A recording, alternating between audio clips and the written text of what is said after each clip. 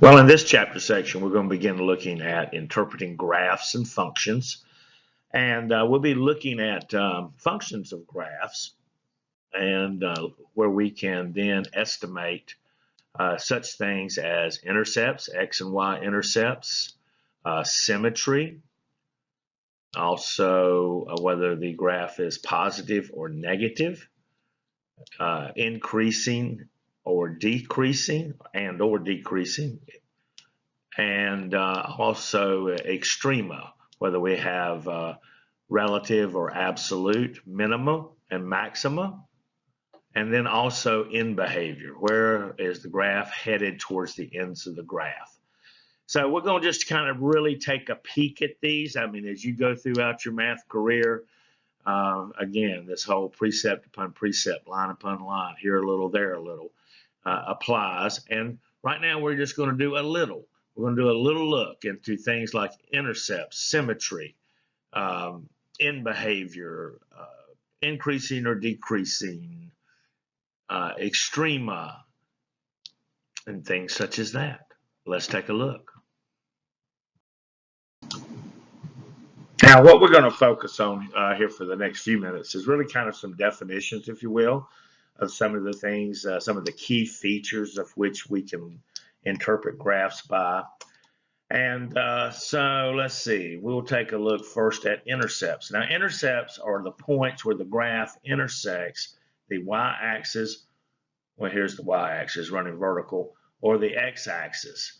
And then another is we'll look at intervals where the function is increasing or decreasing. In other words, what's the direction of the graph? As we're moving from left to right, are we seeing the function, or the y value, I should say, is it increasing or decreasing? And a function is increasing if the graph goes up. Interesting. And is decreasing if the graph goes down when viewed from left to right. Now, we're going to be looking at intervals, various intervals within the graph where the function is positive or negative. And so what we mean by positive, a function is positive where the graph lies above the x-axis. And a function is negative where the graph lies below the x-axis.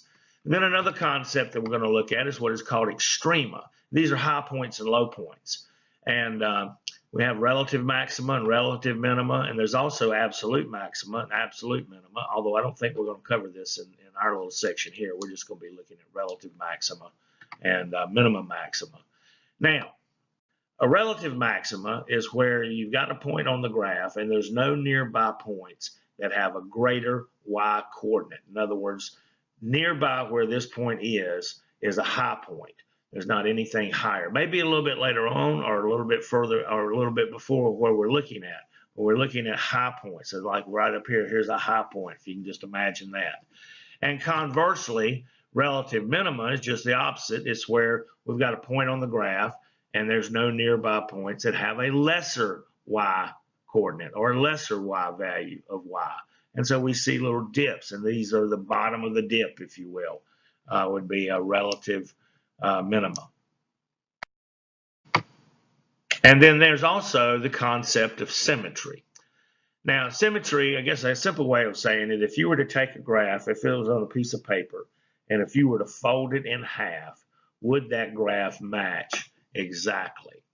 And so a graph has line symmetry in the x-axis, or at some other vertical line in each half, if each half of the graph on either side of the line matches exactly. So if you fold it in half and it matches, then it's got line symmetry either at the y-axis or maybe some other vertical line there in the graph.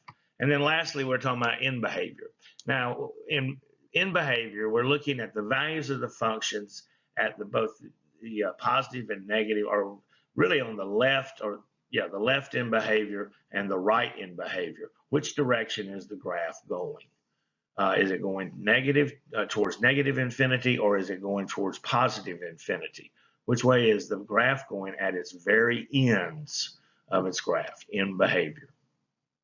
So we're going to now take a look at each one of these concepts in a little bit more detail. And we'll even view some graphs so we can maybe get a better picture of these things like intercepts and positives and negatives and increasing and decreasing and symmetry and end behavior. And it seems like there was one more, but it's not coming to my mind right now. But hey, we're going to get to it.